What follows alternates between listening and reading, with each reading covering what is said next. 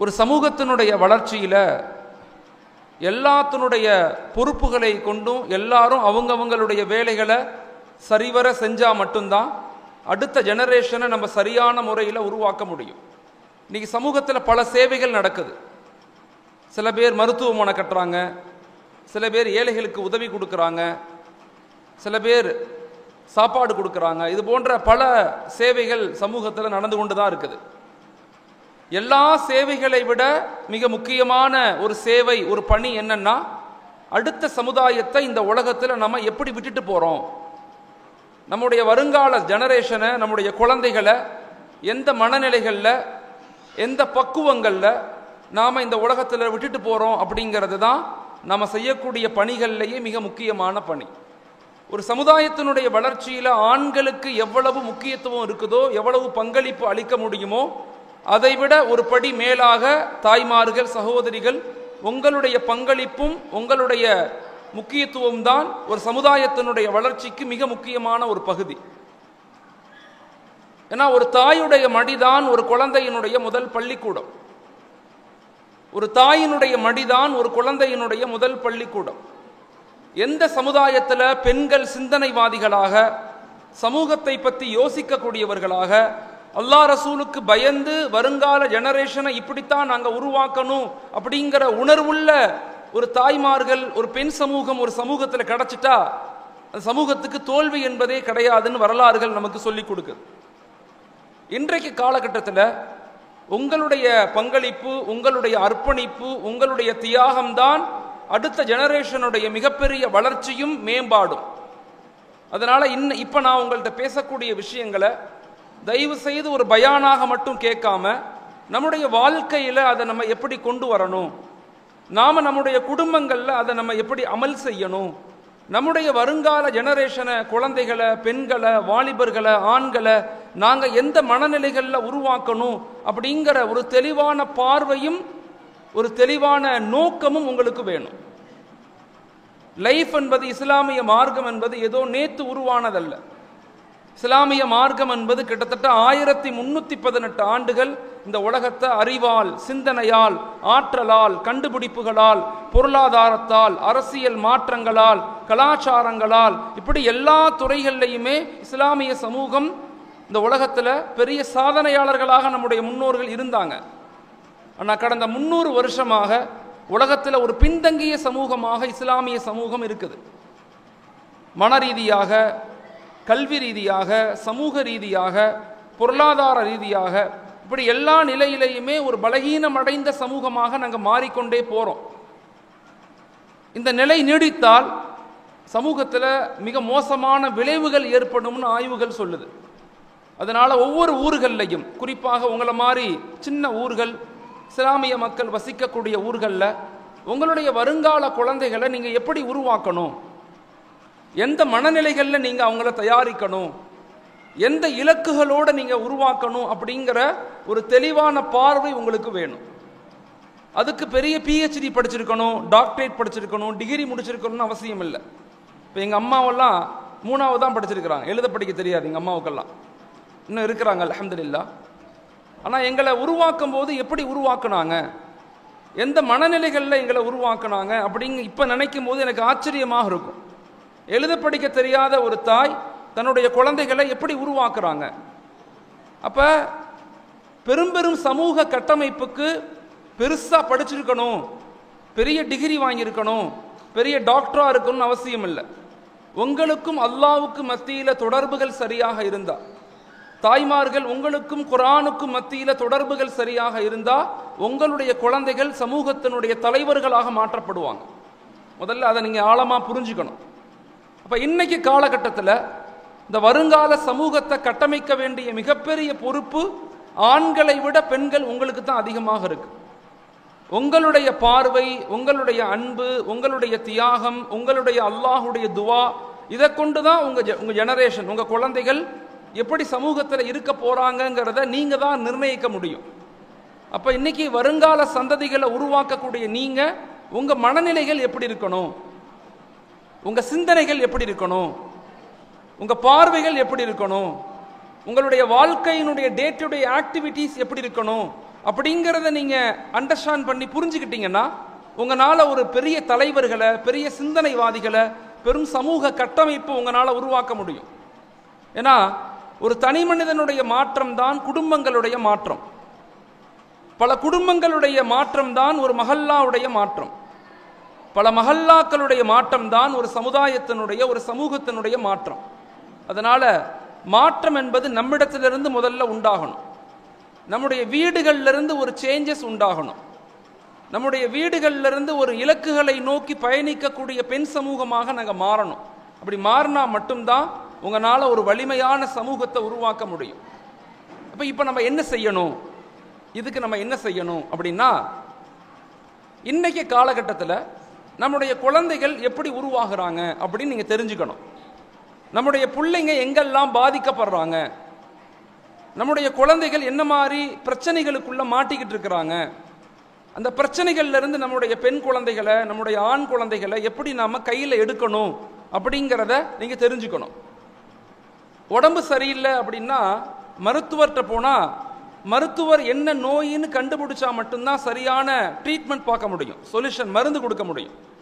நோய்களை கண்டறியாமல் மருத்துவம் செய்ய முடியாது. இன்னைக்கு காலகட்டத்தில் எல்லாருமே நம்ம குழந்தைங்க நல்லா வரணும், நல்லா உருவாகணும், நல்லா படிக்கணும், பெரிய உத்தியோகத்தில் இருக்கணும், சமூகத்தில் உயர்ந்த அந்தஸ்துக்கு போகணும் அப்படின்னு எல்லா தாயும் தந்தையும் ஆசைப்படுறாங்க. ஆனால் அதை வாழ்க்கையில் வீடுகளில் அதை கொண்டு வரப்படுதானா? இல்லை. வெறுமனே ஆசைப்பட்டால் மட்டும் மாற்றம் விளையாது. அதற்கான சரியான முயற்சிகள் நமக்கு வேணும். இப்போ இன்னைக்கு காலகட்டத்தில் நம்ம குழந்தைகள் என்ன மாதிரி பாதிப்பு அடைகிறாங்க, அவங்க எதிர்கொள்ளக்கூடிய ப்ராப்ளம்ஸ் என்ன? ஆய்வுகள் சொல்லுது, அடுத்த 10-15 வருஷத்தில் நம்முடைய வருங்கால சந்ததிகள் எப்படி ஆயிடுவாங்கன்னா, ஒன்று இந்த உலகத்தினுடைய இன்பங்களில் மூழ்கடிக்கப்படுவாங்க, அல்லது இந்த உலகத்தினுடைய அதிகாரங்களை பார்த்து அடிமைகளாக மாற்றப்படுவாங்க. குரல் கொடுக்க முடியாது, உரிமைகளை கேட்க முடியாது, சுதந்திரங்களை பேச முடியாது. அப்படிப்பட்ட மனநிலைக்கு நம்ம குழந்தைங்க தள்ளப்பட்டுருவாங்க.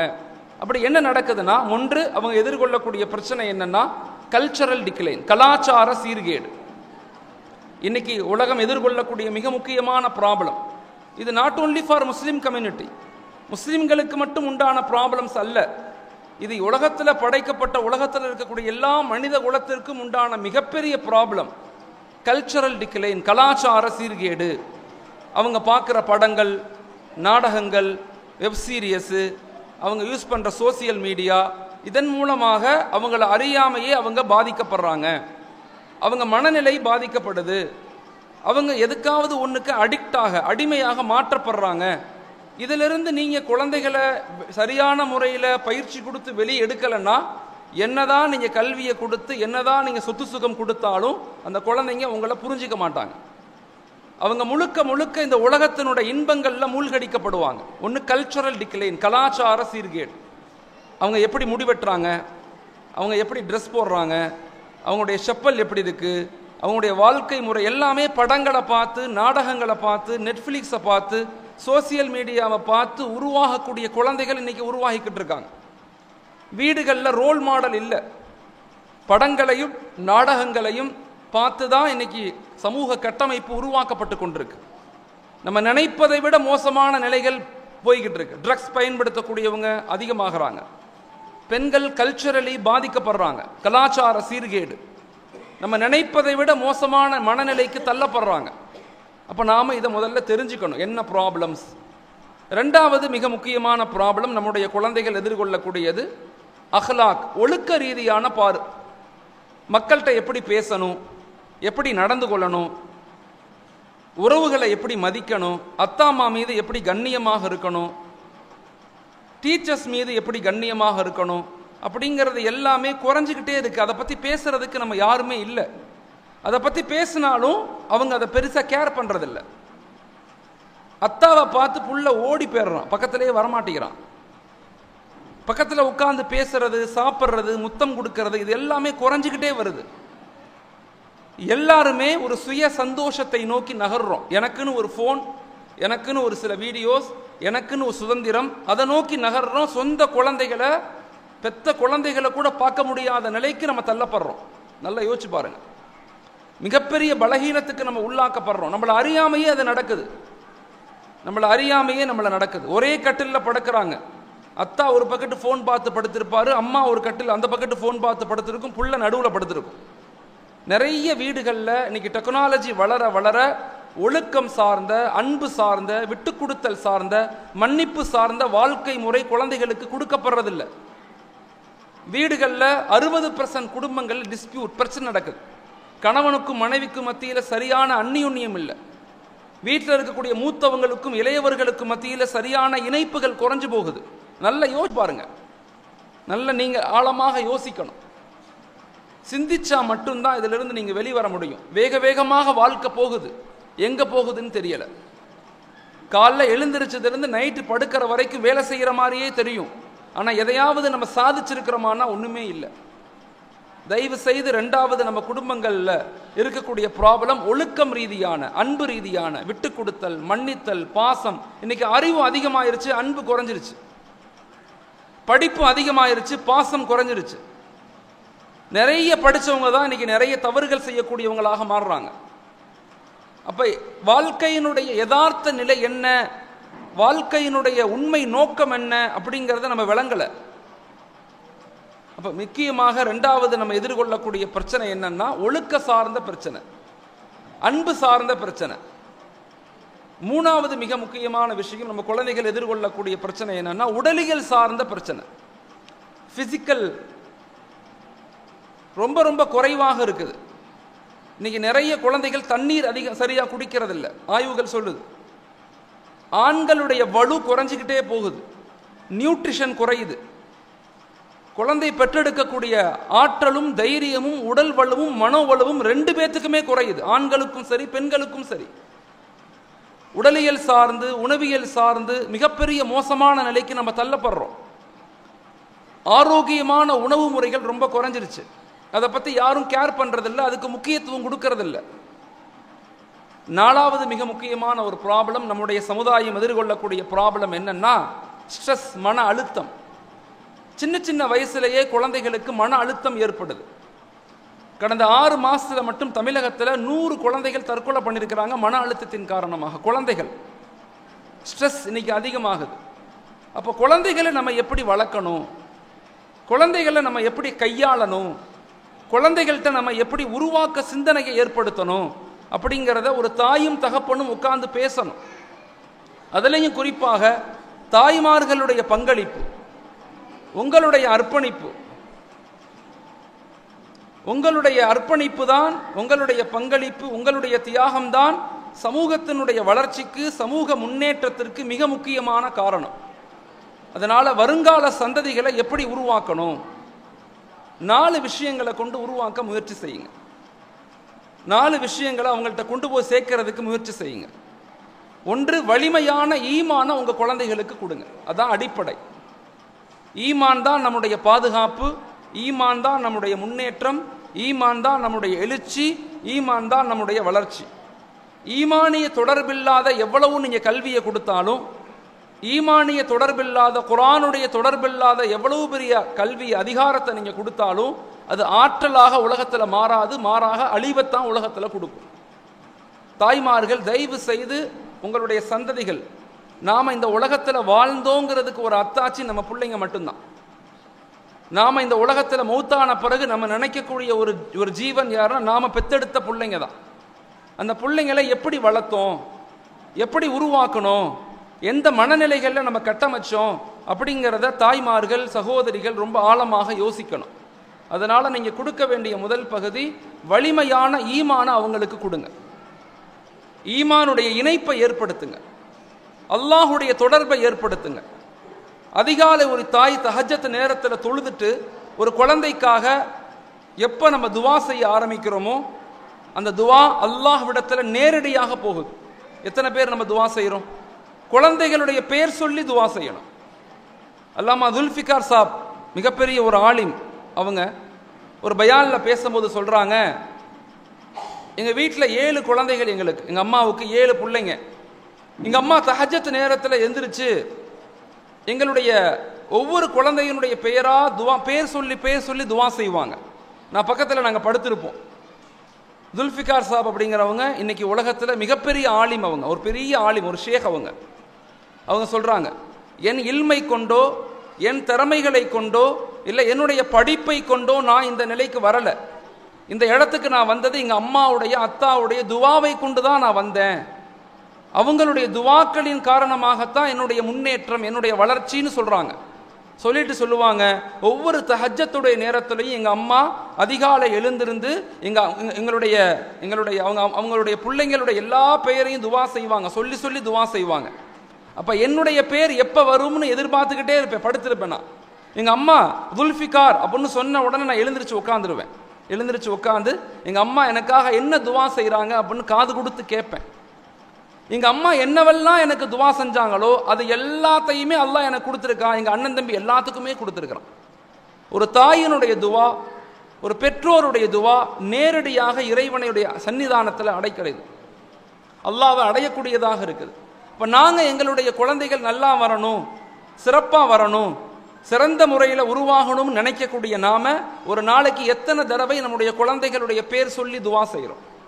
அந்த ஈமானிய தொடர்பு தான் வலுப்படுத்தும். கல்வி தேவை, பொருளாதாரம் தேவை, அதிகாரம் தேவை, அறிவியல் தேவை, எல்லாமே தேவை. ஆனால் நோக்கம் என்னன்னா குழந்தைகளை அல்லாஹோடு இணைப்பது தான் நோக்கம். நல்லா தெரிஞ்சுக்கோங்க. தேவைகள் வேறு, நோக்கம் வேறு. ஒரு மரம் இருக்குன்னா அந்த மரத்தினுடைய வேறு ஸ்ட்ராங்காக இருந்தால் தான் அந்த மரத்தினுடைய கிளைகள் ஸ்ட்ராங்காக இருக்கும். அந்த மரத்தினுடைய வேறு ஸ்ட்ராங்காக இருந்தால் தான் அதனுடைய தண்டு பகுதி ஸ்ட்ராங்காக இருக்கும். ஒரு மரத்தினுடைய வேறு ஸ்ட்ராங்காக இருந்தால் தான் அதிலிருந்து வரக்கூடிய கனிகளும் பழங்களும் இனிப்பானதாக இருக்கும். ஆனால் வேறு கண்ணுக்கு தெரியுமானா வேறு கண்ணுக்கு தெரியாது. ஈமான் என்பது கண்ணுக்கு தெரியாது, குர்ஆனுடைய தொடர்பு கண்ணுக்கு தெரியாது, நபியினுடைய முஹப்பத் கண்ணுக்கு தெரியாது. ஆனால் ஒரு சமுதாயத்திற்கு இது எப்போ ஸ்ட்ராங்காக இருக்குதோ, எப்போ ஈமானிய தொடர்பு, அல்லாஹுடைய தொடர்பு எப்போ நம்ம குழந்தைகளுக்கு தெளிவாக நம்ம புரிய வைக்கிறோமோ அந்த குழந்தைகளை அல்லாஹ் சமூகத்தினுடைய தலைவர்களாக, சமூகத்தினுடைய மிகப்பெரிய அந்தஸ்துடைய, இந்த தீனை பாதுகாக்கக்கூடிய, இந்த தீனை உலகம் முழுக்க எடுத்து செல்லக்கூடிய மிகப்பெரிய ஆற்றலையும் அறிவையும் பக்குவத்தையும் அந்த குழந்தைகளுக்கு அல்லாஹ் கொடுக்கிறான். இதற்கு மிக முக்கியமான பகுதி தாய்மார்கள் நீங்க தான். உங்களுடைய துவாக்களை வலிமைப்படுத்துங்க, உங்களுடைய வாழ்க்கை முறையை வலிமைப்படுத்துங்க. குழந்தைகளுக்கு முன்பதாக தொழ ஆரம்பிங்க, குழந்தைகளுக்கு முன்பதாக குர்ஆனை எடுத்து ஓதுங்க, குழந்தைகளுக்கு முன்பதாக கணவரை உயர்வாக பாருங்க. மிக முக்கியமான பகுதி அது. குடும்பங்கள் தான் ஒரு சமூகத்தினுடைய முதல் பல்கலைக்கழகம். குடும்பங்கள் தான் ஒரு சோசியல் டெவலப்மெண்ட்டுடைய முதல் பகுதி. அந்த குடும்பங்களில் தாத்தா பாட்டி அத்தா அம்மா அண்ணன் தங்கச்சி எல்லாரும் தான் அவங்களுடைய முதல் சமூக உறவுகள். நான் அந்த சமூக உறவுகளை எப்படி அமைச்சு கொடுக்குறோம் நம்ம குடும்பங்களில், அதை விளங்கி புரிஞ்சு செய்கிறோமா இல்லை ஏனோதானோன்னு வாழ்க்கை நடத்துகிறோமா? யாருக்கு கவனம் இருக்குதோ, யார் கவனமாக குழந்தைகள் இப்படி உருவாகணும்னு ஆசைப்படுறாங்களோ அல்லாஹ் அந்த குழந்தைகளை அப்படி உருவாக்குறான். அதனால தயவு செய்து குடும்பங்களில் முதலாவதாக குழந்தைகளை சமுதாயத்தை உருவாக்கும் போது முதல் விஷயம் உங்கள் ஈமானை பலுப்படுத்தி கொள்ளுங்க. உங்கள் ஈமானை சரியான முறையில் குழந்தைகளுக்கு ஏற்படுத்துங்க. வாட் இஸ் ஈமான்? ஈமான்னா என்ன? ஈமான்னா என்ன? ஈமான் என்பது ஒரு நம்பிக்கை, அல்லாஹ்வுக்கும் நமக்கு மத்தியில் உண்டான ஒரு சம்பாசனை, ஒரு தொடர்பு. அது படைத்தவனுக்கும் படைக்கப்பட்டதுக்கும், ஹாலிக்குக்கும் மஹ்லூக்குக்கும் உண்டான தொடர்பு. அது பேரின்பம். அந்த இன்பம் ஒவ்வொரு குடும்பங்கள்லையும் இல்லாததனுடைய பிரச்சனை தான் சமூகத்தினுடைய வீழ்ச்சி. நான் முதல்ல சொன்ன மாதிரி இஸ்லாமிய மார்க்கம் ஏதோ நேத்து உருவாகலை. கிட்டத்தட்ட 1318 ஆண்டுகள் இந்த உலகத்தில் எல்லா நிலைகளையும் நிர்வகிக்கக்கூடிய சமூகமாக நம்ம இருந்தோம். எப்படி வீழ்ந்து போனோம்? இன்னைக்கு இந்தியாவில் 3 பிச்சைக்காரவங்க இருந்தால் ஒரு பிச்சைக்கார முஸ்லீம். அவ்வளவு பின்தங்கி போயிட்டோம். நாட் ஓன்லி ஃபார் இந்தியா, முழு உலகத்திலையும் சரி. பின்தங்குனதற்கு காரணம் என்ன? ஒன்று, நமக்கும் அல்லாஹ்வுக்கும் மத்தியில் தொடர்பு அந்து போச்சு, தொடர்புகள் இல்லை. அப்படி இருந்தாலும் பேரளவுக்கு இருக்குது. பேர் முஸ்லீம், பேர் ஃபாத்திமா, பேர் அப்துல் காதர். ஆனால் எனக்கும் அல்லாஹ்வுக்கும் மத்தியில் தொடர்பு, எனக்கும் குர்ஆனுக்கும் மத்தியில் தொடர்பு இல்லை. நம்முடைய முன்னோர்களுடைய சாதனைகளுடைய வெளிப்பாடு என்பது வெறுமன ஆயுத பலத்தை கொண்ட, ஆள் பலத்தை கொண்டோ, கல்வி பலத்தை கொண்டோ கிடையாது, ஈமானிய பலத்தை கொண்டு. அந்த ஈமானிய பலம்தான் நம்மளை எல்லா நிலையிலும் சமூக கட்டமைப்பை உருவாக்கக்கூடிய வலிமையான சமூகமாக மாற்றும். அதை குடும்பங்களில் கொண்டு வாங்க. எப்படி கொண்டு வர்றது? 4 விஷயங்களை வாழ்க்கையில் அமல்படுத்துவதை கொண்டு குழந்தைகளுக்கு நீங்க காட்டுங்க. ஒன்று தொழுகை, இபாதத். தொழுகைக்கு குழந்தைகளுக்கு முன்பதாக தொழ ஆரம்பிங்க. அம்மா எப்படி முறுக்கா போடுறாங்க, அத்தா எப்படி தொப்பி வைக்கிறாங்க, தாதா எப்படி பள்ளிவாசலுக்கு போறாங்க, தாதி எப்படி ஏழைகளுக்கு உதவி செய்யறாங்க, இப்படி குழந்தைகளுக்கு ஈமானிய உணர்வுகள்ல வீடுகள்ல இருந்து கொடுக்கணும். நம்ம வீடுகள்ல இருந்து கொடுப்பதை கொண்டுதான் சமூக மாற்றம் ஏற்படும்.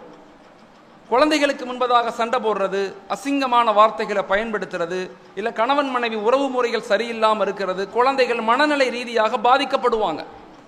அவங்கள ஒரு எழுச்சி மிக்க சமூகமாக உங்களால உருவாக்க முடியாது. அதனால தயவு செய்து குழந்தைகளுக்கு, வருங்கால சந்ததிகளுக்கு நம்ம கொடுக்க வேண்டிய முதல் பகுதி வலிமையான ஈமான். அந்த வலிமையான ஈமானை கொண்டுதான் சமூகத்தினுடைய பிரச்சனைகளை எதிர்க்கக்கூடிய ஆற்றல் நமக்கு உண்டாகும். புஜபலமும் புத்தி பலமும் மட்டும் போதாது. உடல் வலிமை இருக்குது, நிறைய கல்வி இருக்குது, நிறைய பொருளாதாரம் இருக்கு, சமூகத்தை சாதிச்சிருவ முடியாது. ஆன்மீக பலம் வேணும், ஈமானிய வலு வேணும். சமூகத்தினுடைய பிரச்சனைகளை, இன்னைக்கு அரசியல் களங்களை, சைத்தானியத்தை, ஃபித்னாக்களை, குழப்பங்களை நாம நம்முடைய வருங்கால சந்ததிகள் எதிர்த்து நின்று போராடணும். அப்படின்னா அவங்கள்ட்ட இன்னர் பவர், மன ரீதியான சக்தி, உடல் ரீதியான சக்தி ஏற்படணும்னா அதுல முதல் நிலையே ஈமானிய உணர்வு தான், அல்லாஹுடைய தொடர்பு தான். அதை வலிமையாக கொடுங்க. அதை எப்படி கொடுக்கணும்? ஒன்று தொழுகையின் மூலமாக. இபாதத்து தான் நமக்கு கொடுக்கப்பட்ட பெரும் ஆற்றல். இபாதத் நமக்கு கொடுக்கப்பட்ட பெரும் ஆற்றல். ஆனா அதை நம்ம சோடையாக செய்கிறோம். அல்லாஹ் குர்ஆன்ல சொல்றான், வ இன்னஹா லகபீரத்துன் இல்லா அலல் ஹாஷியின், வ இன்னஹா லகபீரத்துன் இல்லா அலல் ஹாஷியின். தொழுகை என்பது பாவிகளுக்கு கடினமாகத்தான் இருக்கும்ங்கறான். இபாதத் என்பது தப்பு செய்யறவங்களுக்கு, பாவம் செய்தவங்களுக்கு கடினமா தான் இருக்கும். நம் பாவங்கள் செய்ய செய்ய இபாதத் நமக்கு லேசாகாது, கடினமா மாறிடும், தொழ முடியாது. தக்பீர் கட்டணம்னா உலகத்தினுடைய எல்லா பலா யோசனையும் அங்கதான் வரும். தொழுகையில ஒரு ஈடுபாடு ஏற்படாது, இன்பத்தை அடைய முடியாது. ஏன்? பாவங்கள் செய்து கொண்டே அல்லாஹ்வை அடையவே முடியாது. அதனால இபாதாத்தின் மீது கவனமாக இருங்க, நிதானமாக தொழுங்க, பொறுமையா தொழுங்க. முதல் தக்பீர்ல என்ன ஓதணும், 2வது ரக்காயத்துல என்ன ஓதணும், 3வது ரக்காயத்துல என்ன ஓதணும், நல்லா யோசிச்சு பாருங்க. உதடுகள் வேக வேகமாக அசையுது, நமக்கு உதடுகள் வேக வேகமாக அசையுது. ஆனா உள்ளங்கள் எல்லாம் உலகத்தை தேடி போயிருது.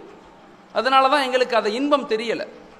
இபாதத்துங்கிற பெரும் ஆற்றல் தான் இந்த சமுதாயத்துக்கு கொடுக்கப்பட்ட பெரும் சக்தி. அது இன்னைக்கு நம்ம இழந்து போனதே அதுதான், இழந்துட்டோம்.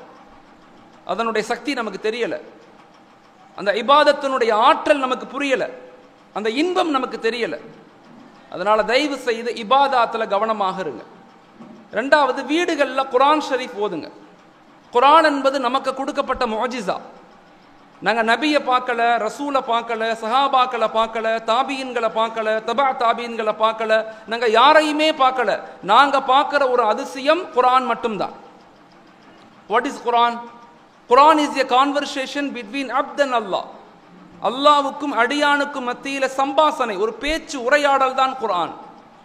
யோசிச்சு பாருங்க, என்னைக்காவது அப்படி யோசிச்சிருக்கோமா? என்னைக்காவது நம்ம அப்படி யோசிச்சிருக்கிறோமா? அல்ஹம்துலில்லாஹி ரப்பில் ஆலமீன், அல்லாஹ் நம்மள்ட்ட பேசுறான். அர் ரஹ்மானிர் ரஹீம் மாலிகி யௌமித்தீன், அல்லாஹ் நம்மள்ட்ட பேசுறான். இப்போ நாம அல்லாஹ்ட்ட பேசுறோம். இய்யாக நஅபுது வ இய்யாக நஸ்தஈன் இஹ்தினஸ் ஸிராத்தல் முஸ்தகீம். நாமளும் அல்லாஹ்வும் பேசுறது தான் குர்ஆன். ஆனா அப்படி நம்ம பார்வையில குர்ஆனை பார்த்தோமா? அப்படி குர்ஆனை படிக்கிறோமா? அப்படி குர்ஆனை விளங்குறோமா? குர்ஆனுக்குன்னு சில கடமைகள் இருக்கு. நம்முடைய குழந்தைகளுக்கு சொல்லிக் கொடுக்கணும், நம்முடைய குழந்தைகளுக்கு சொல்லிக் கொடுக்கணும். பிலீவ் இட், அதை நம்பணும். ரீட் இட், அதை படிக்கணும். அண்டர்ஸ்டாண்ட் இட், அதை விளங்கணும். பாண்டர் இட், அதை ஆய்வு செய்யணும். பிராக்டிஸ் இட், அதை வாழ்க்கையில் அமல் செய்யணும். ஸ்ப்ரெட் இட், அதை மக்கள்கிட்ட கொண்டு போய் சேர்க்கணும். குர்ஆனுடைய 6 கடமைகள். இந்த கடமைகளை நம்ம செய்கிறோமா? சமூகம் பின்தங்கி போச்சு, சமூகம் வலுவிழந்து போச்சு, சமூகம் பலகீனமாகிருச்சு அப்படின்னு பேசுறோமே தவிர பலகீனத்துக்கான காரணம் என்ன? எங்கள்கிட்ட குர்ஆன் இருக்குது, எங்கள்கிட்ட அல்லாஹ் இருக்கிறான், எங்கள்கிட்ட நபியினுடைய வாழ்க்கை முறை இருக்குது. இவ்வளவும் இருந்தும் ஒரு சமூகம் பின்தங்கி போகுதுன்னா அது இஸ்லாமிய சமூகம் மட்டும்தான். நல்லா யோசிச்சு பாருங்க. தயவு செய்து குர்ஆனுடைய தொடர்பை குழந்தைகளுக்கு ஏற்படுத்துங்க. அடுத்த 10 வருஷத்துல இந்த ஊர்ல நம்ம எல்லாரும் முயற்சி செய்யணும். ஒரு குழந்தை கூட குர்ஆன் ஓத தெரியாத ஒரு குழந்தை கூட, ஒரு மனிதர் கூட இந்த ஊர்ல இருக்கக்கூடாது அப்படிங்கிற உணர்வுகளோடு பயணிங்க. எங்க வீடுகள்ல எல்லாரும் குர்ஆன் ஓதணும். நான் சமீபத்தில் சிங்கப்பூர்ல ஒரு ப்ரோக்ராம்ல கலந்துக்கிட்டேன். அதுல ஒரு ஃபேமிலி, மலாய் ஃபேமிலி, எனக்கு ஆச்சரியமா இருந்துச்சு. அந்த ஃபேமிலிக்கு பேரு குர்ஆனிக் ஃபேமிலி. குர்ஆனிக் ஃபேமிலி எனக்கு ஆச்சரியமா இருந்துச்சு. அந்த ஹஸ்பண்ட், அந்த ஒய்ஃப், அவங்களுக்கு 3 ஆண் குழந்தைகள், 4 பெண் குழந்தைங்க, மொத்தம் 7 குழந்தைங்க. சபைகள்ல 7 பேரும் உட்கார்றாங்க. 7 பேரும் உட்கார்ந்து முதல்ல அத்தா ஆரம்பிக்கிறார். குர்ஆனுடைய ஒரு ஆயத்தை அழகா ஓதுறார். அவர் ஓதுன உடனே அம்மா அந்த ஆயத்துல இருந்து அப்படியே அந்த அம்மா ஓதுது. அவங்க மனைவி ஓதனோடனே குழந்தைங்க ஆரம்பிக்கிறாங்க. ஆண் குழந்தைங்க, ஒரு குழந்தை ஆண் குழந்தை, ஒரு பெண் குழந்தை. அப்படியே குர்ஆனை மாஷா அல்லாஹ் கிட்டத்தட்ட ஒரு ஜுஸ்ஸ அந்த 7 பேருமே மிக அற்புதமாக, அந்த 7 குழந்தைகள், இவங்க 2 பேர், 9 பேரும் மிக அழகா ஓதுறாங்க. That is called Quranic family. அவங்க சொல்றாங்க, குர்ஆனுடைய தொடர்பு கிடைச்ச பிறகு எங்களுக்குள்ள மகிழ்ச்சி உண்டானுச்சு. என்னுடைய மனைவி என்னை மதிக்க ஆரம்பிச்சாங்க, என்னுடைய கணவர் என்னை மதிக்க ஆரம்பிச்சாங்க. எப்ப நாம அல்லாஹ்வை நேசிக்கிறோமோ, எப்ப அல்லாஹ்வுடைய தொடர்பு நமக்கு ஏற்படுதோ, உலகம் எல்லாருமே நம்மளை மதிக்க ஆரம்பிப்பாங்க, நம்மளை நேசிக்க ஆரம்பிப்பாங்க. நம்மளை பார்த்தா ஒரு மரியாதை உண்டாகும்.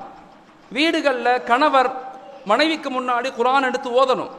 ஒரு மனைவி கணவருக்கு முன்னாடி குழந்தைகளுக்கு முன்பதாக குர்ஆனை எடுத்து வாசிக்கணும். இப்படி வாசிக்கும் போது வீடுகளில் ஒரு பரக்கத் உண்டாகும், ஒரு அமைதி உண்டாகும், ஒரு சந்தோஷம் உண்டாகும். முசீபத்து, பொறாமை, கடன் எல்லாம் நம்மள்ட்ட விலகி போயிடும். அல்லாஹ்வுடைய தொடர்பு கிடைக்கும் போது ஷைத்தான் நம்மளை விட்டு தூரமாகறான். இங்க பல குடும்பங்களுடைய பல பிராபலத்துக்கு காரணம் ஈமானிய தொடர்பில்லாத குடும்பமாக நம்ம ஆறிக்கிட்டு இருக்கோம். காலையிலிருந்து தூங்குற வரையும் சண்டை தான், பிரச்சனை தான், எல்லாமே இருக்கும், ஆனா நிம்மதி இருக்காது. சில குடும்பங்கள்ல நிம்மதி இருக்கிற மாதிரி தெரியும், ஒண்ணுமே காசுக்கு வழி இருக்காது. இப்படி எல்லா நிலையிலும் நாங்கள் பாதிக்கப்படுவதன் காரணம் அல்லாஹ்வுடைய தொடர்பை, நபியினுடைய தொடர்பை நம்ம இழந்துதான். இப்போ குடும்பங்களில் முதலாவதாக நம்ம கொடுக்க வேண்டியது வலிமையான ஈமான். அந்த வலிமையான ஈமானை கொடுக்கணும்னா முதலாவதாக நாம இபாதாத்தின் மீது கவனம் செலுத்துங்க. 2வது அதிகமாக குர்ஆன் ஓதுங்க. 3வது வீடுகளில் திக்ருகள் செய்யுங்க. காலை மாலை திக்ருகள். சுபுகுக்கு பிறகு ஒரு 10 நிமிடம், அசருக்கு பிறகு ஒரு 10 நிமிடம். வாழ்க்கையை கொஞ்சமாவது நாம் ஒரு இலக்கை நோக்கி, நாம் இறைவனை அல்லாஹ்வை அடைவதற்கு முயற்சி செய்கிறேன் அப்படிங்கிற ஒரு கவனத்தோடு வாழ்க்கையில பயணிங்க. நம்முடைய எல்லா தோல்விகளுக்கும் காரணம் என்னன்னா கவனக்குறைவு தான், கஃப்லத். அப்புறம் பார்த்துக்கலாம். ஆசை இருக்கும், உள்ளத்துல ஆசை இருக்கும். பயான் கேட்கும் போது ஆஹா நம்ம இதை வீட்டில் செய்யணும்னு தோணும். ஆனா வீட்டுக்கு போய் டிவி ஆன் பண்ணோடனே மறந்து போயிடும்.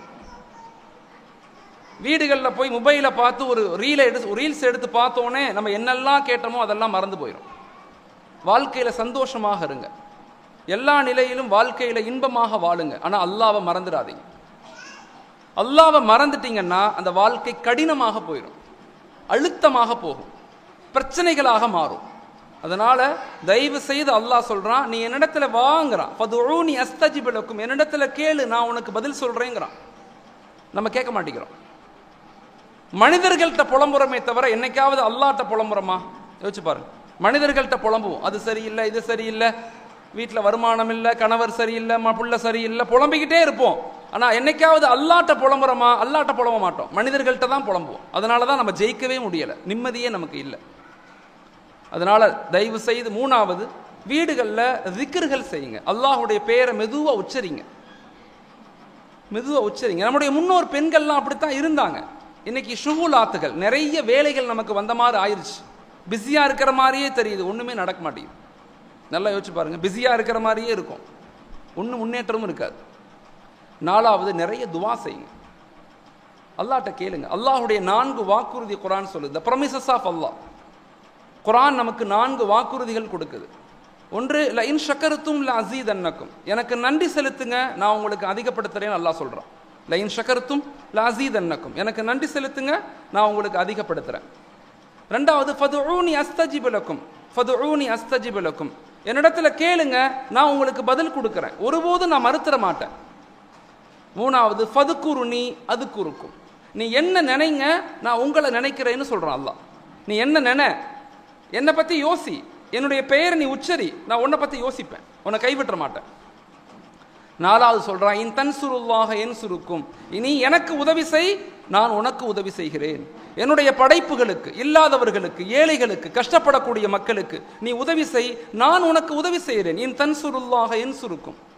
அல்லாஹ் தன்னுடைய வாக்குறுதியை மீற மாட்டான். அதனால குடும்பங்கள்ல ஈமானிய தொடர்புகளை முதல்ல ஏற்படுத்துங்க. அந்த ஈமானிய தொடர்புகள் தான் ஒரு வலிமையான சமூகத்தை நம்மளால உருவாக்க முடியும். அதுதான் வேர், அதுதான் ரூட் காஸ். அந்த ரூட் காஸ் கண்ணுக்கு தெரியாது. ஒரு மரத்தினுடைய வேறு யாராலும் பார்க்க முடியாது. ஆனா வேறு ஸ்ட்ராங்கா இருந்தாதான் ஒரு மரம், ஒரு விருட்சம் சரியாக இருக்கும். அதுபோலதான் நம்முடைய வாழ்க்கை.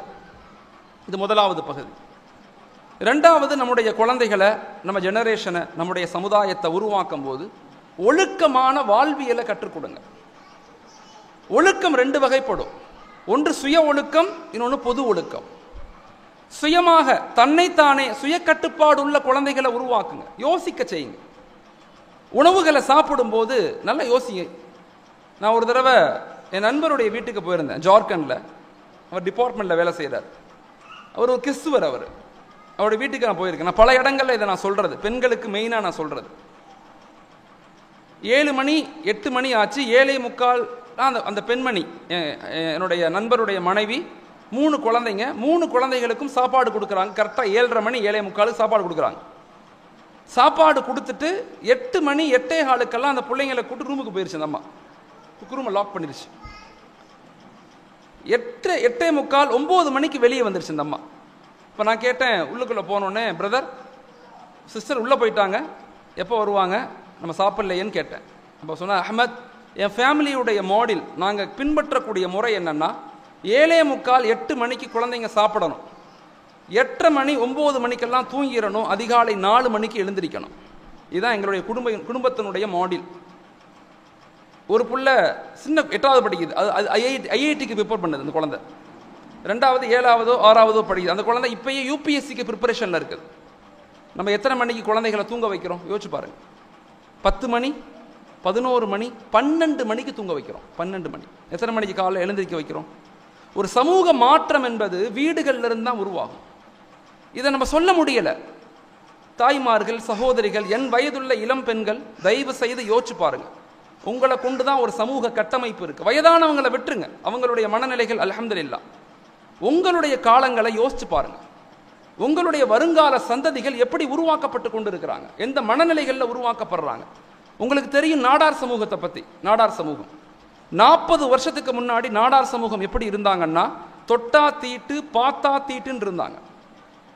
அவங்க ஆண்கள் செருப்பு போடக்கூடாது, தோல்ல துண்டு போடக்கூடாது, அவங்களுடைய பெண்கள் மேலாடை போடக்கூடாது, இப்படித்தான் இருந்தாங்க. ஆனா இன்னைக்கு இந்திய வளர்ச்சியில் 50% காரணம் நாடார் சமூகம். தமிழகத்தில் மட்டும் 2000க்கும் மேற்பட்ட பள்ளிக்கூடங்கள் நடத்துறாங்க, அவ்வளவு கல்லூரிகள் நடத்துறாங்க, engineering college, arts and college நிறைய நடத்துறாங்க, மெடிக்கல் எல்லாம் நடத்துறாங்க.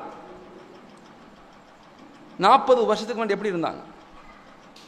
அப்போ அவங்களுடைய சபையில் ஒரு மீட்டிங்கில் நான் கலந்துக்கிட்டேன். அப்போ ஒரு நண்பர் ஒருத்தவர் பேசினவர் சொன்னார், அஹ்மத், எங்க நாடார் சமூகத்தினுடைய வளர்ச்சியின் காரணம் தெரியுமான்னு கேட்டார். சொல்லுங்க பிரதர், எப்படி? கடந்த 40 வருஷமாக எங்களுடைய தாய்மார்கள் அதிகாலை 4 மணிக்கு எழுந்திருப்பாங்க. எங்க அம்மாக்கள்லாம் 4 மணிக்கு எழுந்திருப்பாங்க. 4 மணிக்கு எழுந்திருச்சு, அவங்களும் எழுந்திருச்சு எங்களுக்கு டீ போட்டு கொடுத்து எங்களை உட்கார வச்சு படிக்க வைப்பாங்க. எங்க அம்மாவுக்கு எழுத படிக்க தெரியாது.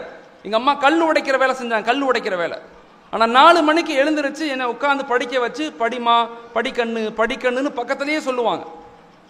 அதுக்கப்புறம் சாப்பாடு கொடுத்து அவங்க எங்களை பள்ளிக்கூடத்துக்கு அனுப்பி அவங்க திரும்ப விவசாயத்துக்கு போவாங்க, கல் உடைக்க போவாங்க. கல் உடைச்சிட்டு திரும்பி 3 மணிக்கெல்லாம் வீட்டுக்கு வரணும். வந்து எங்களுக்கு சமைச்சு கொடுத்து நாங்க ஸ்கூல்ல இருந்து வந்த பிறகு திரும்ப எங்களை படிக்க சொல்லுவாங்க. எங்க அம்மாவுடைய கையை பாருங்கன்னு போட்டோ எடுத்து காட்டினார். அவங்க அம்மா கை ஃபுல்லே காப்பு காய்ச்சிருக்கு. நான் இப்ப டாக்டரா இருக்கேன், ஒரு மிகப்பெரிய சர்ஜன்னா, ஒரு சாதாரண கல் உடைக்கிற ஃபேமிலியில இருந்து வந்தவன்னா. கடந்த 40 வருஷமாக எங்க தாய்மார்கள், எங்களுடைய பெண்களுடைய தியாகம் தான் எங்க சமூகத்தினுடைய வளர்ச்சியின் காரணம். தயவு செய்து தியாகம் செய்யுங்க. வாழ்க்கையினுடைய இன்பங்கள்ல மூழ்காதீங்க. இந்த படங்கள், சோசியல் மீடியா, உலகத்தினுடைய ஆசைகள்ல மூழ்கிறாதீங்க. தேவைதான், எல்லாமே தேவை. ஆனா எதுக்குள்ளேயும் மாட்டிக்காதீங்க. உங்க வருங்கால குழந்தைகளை எப்படி உருவாக்கணும்னு யோசிக்க ஆரம்பிங்க. உங்க வீடுகள்ல இருந்து டாக்டர்ஸ் உருவாகணும், உங்க வீடுகள்ல இருந்து பெரிய கலெக்டர்ஸ் உருவாகணும், உங்கள் வீடுகள்ல இருந்து பெரிய முஃப்திகள், ஆலிம்கள், ஹாஃபிஸுகள் உருவாகணும். உங்கள் வீடுகள்ல இருந்து பெரிய ஜட்ஜுகள் உருவாகணும். அப்படிங்கிற உணர்வுகளை உள்ளத்தில் சுமந்து கொள்ளுங்க. அப்படிப்பட்ட ஒரு பார்வையில் குழந்தைகளை பார்க்க ஆரம்பிங்க. அதற்கு இரண்டாவது மிக முக்கியமான விஷயம் ஒழுக்கம் சார்ந்த வாழ்வியல், சுய கட்டுப்பாடான வாழ்வியல், மனிதர்களை நேசிக்கக்கூடிய, அன்பு செலுத்தக்கூடிய, எல்லாத்தையும் மன்னிக்கக்கூடிய, எல்லாத்தின் மீது அன்பு செலுத்தக்கூடிய வருங்கால சமுதாயத்தை உருவாக்க முயற்சி செய்யுங்க. கவனிங்க, குழந்தைகள் மீது கவனம் செலுத்துங்க. ஒரு சிறந்த குழந்தையை உருவாக்கணும்னா அதுக்கு பேர் 4A ஃபார்முலான்னு சொல்றாங்க உளவியல். இதை ஒவ்வொரு தாய்மார்களும் பின்பற்றணும்னு சொல்றாங்க. இதுக்கு பேர் 4A ஃபார்முலா. ஒன்று, அட்டென்ஷன். குழந்தைகள் மீது கவனம் செலுத்துங்க. அவங்க எங்க போறாங்க, யார்கிட்ட பேசுறாங்க, நண்பர்கள் யாரு, பள்ளிக்கூடங்கள் எங்க இருக்கு, அவங்க பேக்ல என்ன வச்சிருக்கிறாங்க, தயவு செய்து செக் பண்ணுங்க, பாருங்க. சந்தேகத்தோடு இல்லை, அந்த குழந்தைகளை சரியான முறையில் உருவாக்கணும்னு சொல்லி. கவனம் தான் மிக முக்கியமானது. கண்டுகொள்ளாம விட்டுறாதீங்க. அப்புறம் தப்பான பிறகு, எதிலையாவது மாட்டிக்கிட்ட பிறகு, மோசமான விளைவுகளுக்கு பிறகு என்னதான் நீங்க வருத்தப்பட்டு அழுதாலும் எந்த புண்ணியமும் இல்லை. குழந்தைகளை கண்காணிங்க. கவனம். அட்டை பொம்பளை பிள்ளைக்கும் சக்கரா சண்டை மாதிரி இருக்கும். மாமனார் மாமியார் மாதிரி, மாமியார் மருமக மாதிரி சண்டை. நிறைய நிறைய கவுன்சிலிங் என்கிட்ட வர்றாங்க. சின்ன சின்ன பிள்ளைங்க, சின்ன சின்ன பிள்ளைங்க, 10 வயசு 12 வயசு 15 வயசு பிள்ளைங்க அம்மா கூட இணைந்து போறதில்லை. இந்த அம்மா என்ன செய்யுது, அந்த குழந்தைங்கள்ட்ட எப்படி நடந்து கொள்ற தெரியாம நடந்து கொள்றது. ஒரு குழந்தை சொல்லுது, எனக்கு எங்க அம்மாவுக்கு 2வது புள்ள பிறந்த பிறகு என்னை கண்டுக்கிறதே இல்லை, என்னை கேர் பண்றதே இல்லை, எனக்கு முத்தம் கூட கொடுத்ததில்லை. 15 வயசு குழந்தை சொல்லுது, முத்தம் கொடுக்கல. குழந்தைகளுக்கு முத்தம் கொடுங்க, தோள் மேல கை போடுங்க. ஒரு சமூக கட்டமைப்பு உருவாக்கணும்னா சரியான அன்பு சரியாக ஷேர் ஆகணும், அன்பை வெளிப்படுத்தணும், அஃபெக்ஷன். 3வது, அப்ரிசியேஷன். அடிக்கடி குழந்தைகளை பாராட்டுங்க. வீட்டில் உள்ள கணவரை பாராட்டுங்க, கணவர் மனைவியை பாராட்டுங்க, பாராட்ட பழகுங்க. வீடுகளில் பாராட்டுதல் அப்படிங்கிற ஒரு தன்மையை வெளிப்படுத்துங்க. இன்னைக்கு யாரும் யாரையும் கண்டுகொள்றதே இல்லை. அதனாலதான் நமக்குள்ள அன்பு, விட்டு கொடுத்தல், பாசம், இரக்கம், மன்னித்தல் எதுவுமே செத்து போச்சு, எல்லாம் செத்துருச்சு. ஏன்? எல்லாரும் ஓடிக்கிட்டே இருக்கிறோம், எதையாவது பார்த்துக்கிட்டே இருக்கோம். சும்மாவே நம்மளால இருக்க முடியல, எதையாவது நோண்டிக்கிட்டே தான் இருக்கிறோம். 5 நிமிடங்கள் கூட சும்மா இருக்க முடியல நம்மளால. அதான் நம்முடைய பலகீனம். அதனால தயவு செய்து 3வது, அப்ரிசியேஷன். பாராட்ட பழகுங்க. ஒரு குழந்தையோட ட்ரெஸ்ஸை பாராட்டுங்க. ஸ்கூல் விட்டு வந்த பிறகு, உன் ட்ரெஸ் இன்னைக்கு நீட்டா இருக்கு, உன் ஷூ எடுத்து அழகா வச்சிருக்கியே, எப்படி இப்படி கரெக்டா இருக்கிற நீ, வெரி குட் அப்படின்னு சொல்லுங்க, சொல்லுங்க. சமீபத்தில் என் குழந்தை, என்னுடைய 2வது குழந்தை, பெண் குழந்தை கேட்குறாங்க, அதான் நீங்கள் முன்னாடியெல்லாம் என்னை பார்த்து அடிக்கடி வெரி குட்னு சொல்லுவீங்க, இப்போ நீங்கள் சொல்கிறதே இல்லை. எப்போ நீங்கள் வெரி குட்னு சொல்கிறீங்களோ ஐ ஃபீல் வெரி ஹாப்பி. நீங்கள் சொல்லும் போது எனக்கு சந்தோஷமாக இருக்கும். நீங்கள் சொல்லலை என்னைய பார்த்து ரொம்ப நாளா, நான் சாரி கேட்டேன், ரியலி சாரி, மன்னிச்சிருப்பா, நான் மறந்துட்டேன், இனிமேல் சொல்கிறேன். சிரிக்கிறா என் பொண்ணு, சிரிப்பா என்னை பார்த்து. அப்போ அந்த அஃபெக்ஷன், அந்த இணைப்பு, அந்த பாராட்டுதல் தேவைப்படுது குடும்பங்களில். யார் யாரை பாராட்டுவா? நம்ம குடும்பங்கள், நம்ம கணவரை, நம்ம மனைவியை, நம்ம பிள்ளைய, நம்ம வீட்டில் இருக்கக்கூடியவங்க நம்மளே பாராட்டாம விட்டுட்டா யார் தான் பாராட்டுறது? குறைகளை மட்டும் வேகமாக சொல்லுவோம். உன்னை பெற்றதுக்கு உங்கள் அத்தா மாதிரியே பிறந்திருக்கிறார் சொல்லிடுவோம், இப்படி வேகமாக சொல்லுவோம். ஆனால் அந்த குழந்தை நல்லது செய்யும் போது பாராட்ட மாட்டோம். ஏதாவது நல்லது செய்யும் போது உங்கள் அத்தா மாதிரி இருக்குன்னு சொன்னதே கிடையாது. நம்ம தப்பு செய்யும் போது மட்டும்தான் அத்தா மாதிரி இருக்குன்னு சொல்லுவோம். நம்முடைய பழக்க வழக்கங்கள், அதை மாற்றிக்கொள்ளணும். குடும்பம் வாழ்க்கை என்பது வெரி ஷார்ட். முன்னாடியெல்லாம் மவுத்துங்கிறது ரொம்ப தூரமாக இருக்கும், யாராவது மவுத்தாகி கேள்விப்படுவோம் முன்னாடியெல்லாம். இப்பெல்லாம் அப்படி இல்லை, மவுத் வெரி ஷார்ட் ஆயிடுச்சு. நேற்று பேசுகிறோம், இன்னைக்கு மவுத்தா போயிடுறாங்க. வெரி வெரி நெருங்கிருச்சு. கியாமத்துடைய நெருக்கம் ரொம்ப அதிகமாயிருச்சு. நபி சொன்னாங்க, கியாமத்து நெருக்கத்தில் உலகம் எப்படி இருக்கும்னு சொன்னால், அஷ்ஷஹர் செல்லும். அஷ்ஷஹரி கல் உஸ்பு இ, ஒரு மாதம் என்பது ஒரு வாரத்தை போல வேகமாக செல்லும். அல் உஸ்பு இ கல் யூமி, ஒரு வாரம் என்பது ஒரு நாளை போல வேகமாக செல்லும். அல் யூமி கஸ்ஸா, ஒரு வாரம் என்பது, ஒரு நாள் என்பது ஒரு மணி நேரத்தை போல வேகமாக செல்லும். இந்த ஹதீஸை நான் 17வது வயதில் படிக்கிறேன். எனக்கு வயது இப்போ 39, 40 வயசு ஆயிடுச்சு. நான் படிக்கும்போது, நான் பார்க்கும்போது எனக்கு ஆச்சரியம், இந்த மணி எப்படி வேகமாக ஓடும், எப்படி ஓடும், வாட்செல்லாம் ஒரே மாதிரி தானே இருக்குது, என்ன ஹதீஸ் இப்படி இருக்குது. ஆனால் இன்னைக்கு நம்ம எல்லாரும் உணர்றோம், காலங்கள் மிக வேகமாக போகுது. நம்ம நினைப்பதை விட வேகமாக போகுது, நினைப்பதை விட வேகமாக. அதனால தயவு செய்து குழந்தைகளை பாதுகாத்துக் கொள்ளுங்க. குழந்தைகளுக்கு சரியான ஒழுக்கமான வாழ்வியலை கொடுங்க. 4வது, குழந்தைகளை சரி செய்யணும்னா 4வது அக்செப்டன்ஸ், ஏற்றுக்கொள்ளுங்க. நமக்கு கிடைச்சது தான் உலகத்தில் சிறந்ததுங்கிற மனப்பக்குவத்துக்கு வாங்க. இல்லாத ஒன்று, கிடைக்காத ஒன்று நினச்சி வாழ்க்கையை நரகமாக மாற்றிக்கொள்ளாதீங்க. நான் அப்படி வாழ்ந்திருக்கலாம், இப்படி வாழ்ந்திருக்கலாம் அப்படி நினைக்கக்கூடாது. நமக்கு எது கிடைச்சிருக்கோ அது சிறந்தது, நமக்கு எது கொடுக்கப்பட்டிருக்கதோ அதுதான் நல்லது அப்படிங்கிற மனநிலைக்கு எப்போ நம்ம வர்றோமோ வாழ்க்கை நிம்மதியாக சந்தோஷமாக இருக்கும். தாய்மார்கள் இதை ரொம்ப ஆழமாக யோசிக்கணும். அதனால் ஒழுக்கமான வாழ்வியலுடைய குழந்தைகள் உருவாக்கப்படணும்னா இந்த 4 நிலைகளில் பெற்றோர்கள் கவனமாக இருக்கணும். ஒன்று அட்டென்ஷன், கவனமாக இருங்க. 2வது அப்ரிசியேஷன், அடிக்கடி பாராட்டுங்க. 3வது அஃபெக்ஷன், அன்பை வெளிப்படுத்துங்க. 4வது அக்செப்டன்ஸ், குழந்தைகளை ஏற்றுக்கொள்ள பழகுங்க. எல்லா குழந்தையும் ஒரே மாதிரி இருக்காது, கம்பேர் பண்ணாதீங்க. ஒவ்வொரு குழந்தையும் வேறு வேறு மாதிரி தான் இருக்கும். சமீபத்தில் ஒரு இடத்துல கவுன்சிலிங்கில் பேசும்போது ஒரு பையன் சொல்கிறான், எங்கள் அத்தா எப்போ பார்த்தாலும் எகுத்த வீட்டு பையனையே கம்பேர் பண்ணுவார். என்னைய எகுத்த வீட்டு பையன், அவன் பார்த்தீங்கன்னா 10th அவ்வளோ மார்க் எடுத்துட்டான், இவ்வளோ மார்க் எடுத்த, அவன் +2 அவ்வளோ மார்க் எடுத்தான், இவ்வளோ மார்க் எடுத்த. இப்போ இந்த பையன் அந்த அத்தாட்ட கேட்டிருக்கான், அந்த பையன் அத்தா டெப்டி கலெக்டராக இருக்காரு. டெப்டி கலெக்டராக இருக்கா? இல்லை. அந்த பையன் அத்தா டெப்டி கலெக்டராக இருக்காரு. நீ என்ன செய்கிற? பழக்கடையில் வேலை செய்கிற. குழந்தைகள் வாழ்க்கை என்பது எது எது எப்படி எப்படி இருக்கோ அது அப்படித்தான் இருக்கும். இல்லாத நினச்சி, இல்லாததை யோசிச்சு, வருத்தப்பட்டு, சண்டை போட்டு, நீ அப்படி நீ இப்படி. நாம் எப்படி குழந்தைகளை உருவாக்குறோம்? பேசுங்க, நேரம் கொடுங்க. தயவு செய்து குழந்தைகளுக்கு நேரம் கொடுங்க.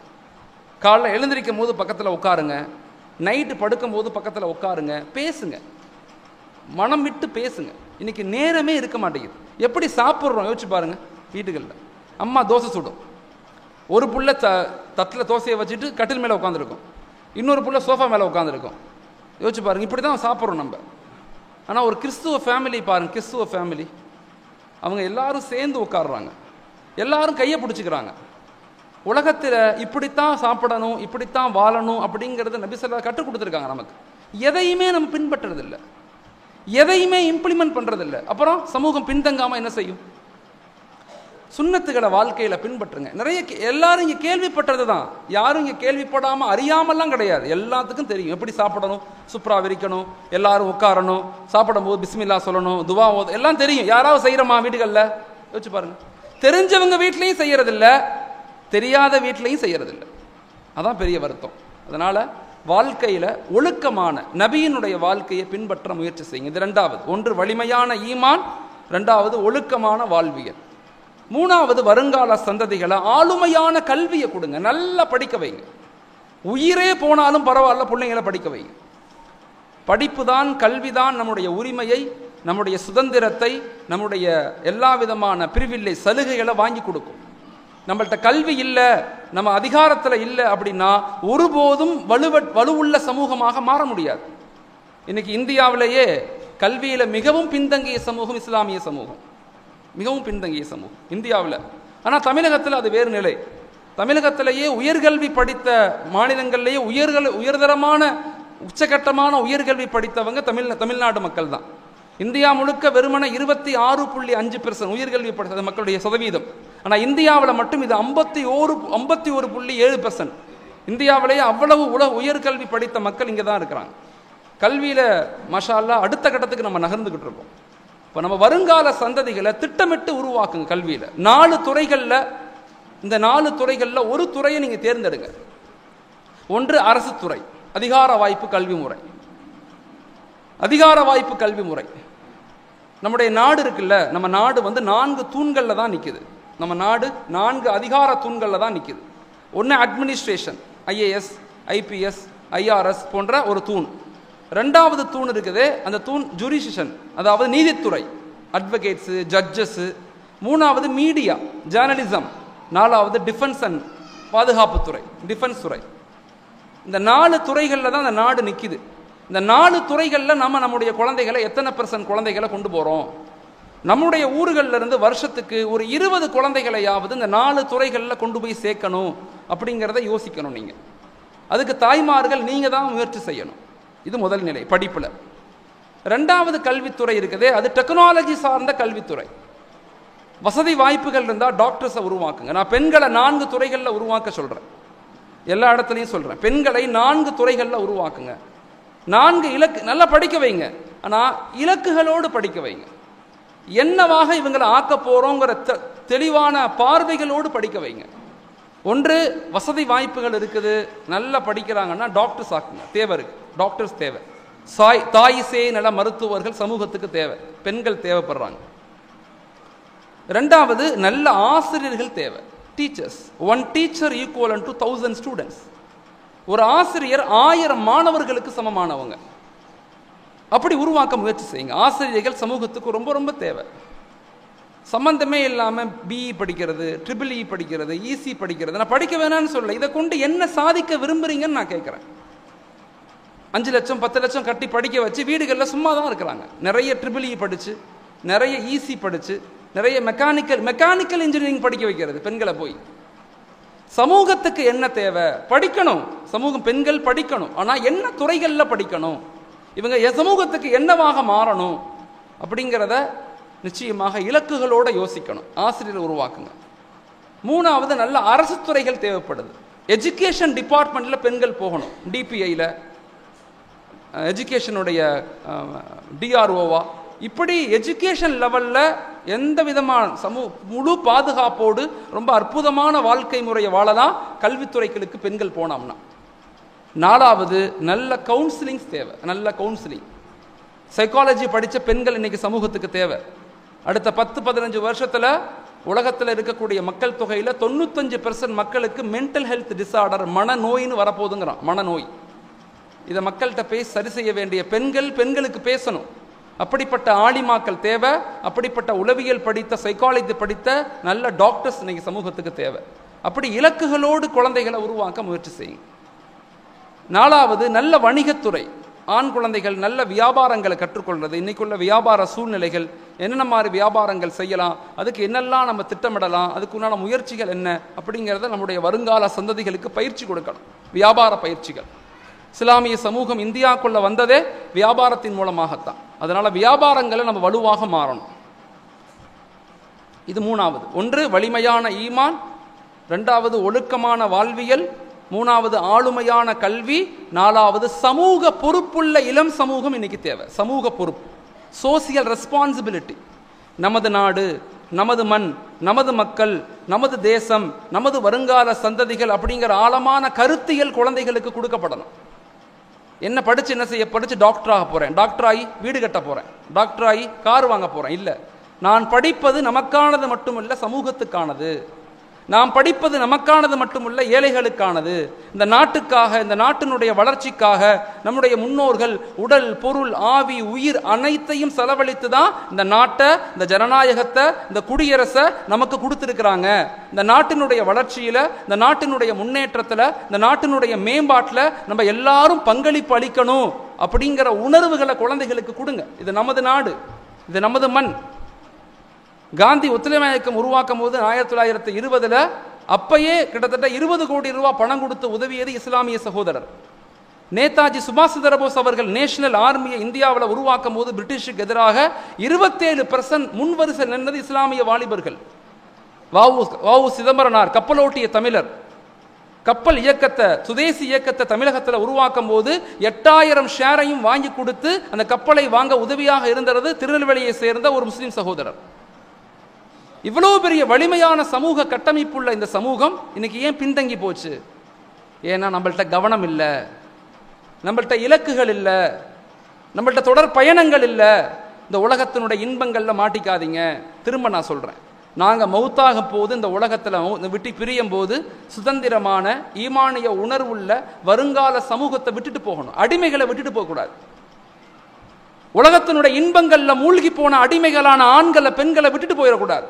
ஒரு வலிமையான நாட்டுக்காக, நாட்டினுடைய வளர்ச்சிக்காக, சமுதாய கட்டமைப்புக்கு, ஷரியத்தை நிலைநிறுத்தக்கூடிய ஒரு வலிமையான ஆண்மகம், வலிமையான பெண்மகளும் உருவாக்கப்படணும்.